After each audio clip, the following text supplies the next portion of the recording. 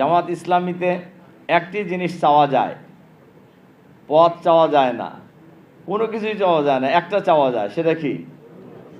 রুকনিয়াত, যে আমি রোকন হইতে চাই। রোকন হইতে হয়।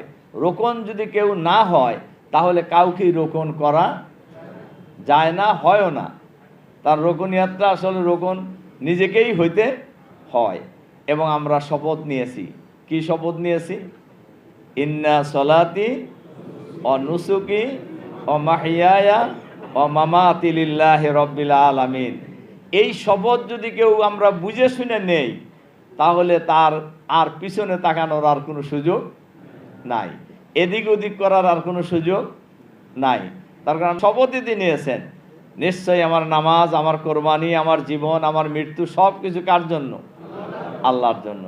এটা কি আমরা বুঝে শুনে নিয়েছি কিনা? আমাদেরকে তো বাধ্য করে নেই নেওয়ার জন্য, আমরা সব বুঝে শুনেই এই নিয়েছি শপথ। এই শপথ রক্ষা করা হলো আমাদের এখন সবার দায়িত্ব।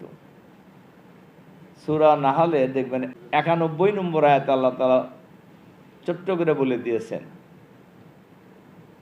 আফু বিল আহাদিল্লাহ ইজা আহাদতুম। তোমরা যখন আল্লাহর কাছে ওয়াদা করো সেই ওয়াদা রক্ষা করো। এই ওয়াদা রক্ষা ইমানের সাথে রিলেটেড করে দিয়েছেন আল্লাহ তাআলা। আফু বিল আহাদে ইন্নাল আহাদা কানা মাসউলা। তোমরা প্রতিশ্রুতি পূর্ণ করো, কেননা প্রতিশ্রুতির ব্যাপারে তোমাদেরকে জিজ্ঞাসাবাদ করা হবে। এজন্য সম্মানিত রোকন ভাই বোনদের কাছে আমি অনুরোধ জানাতে চাই যে আমরা যে শপথ নিয়েছি এই শপথ একদিন দুই দিনের জন্য নয়। আল্লাহ তাআলা যতদিন জীবিত রাখেন, আমাদের জীবন চলে যেতে পারে, আমরা এই শপথ থেকে এক চুল নড়ব না ইনশাআল্লাহ।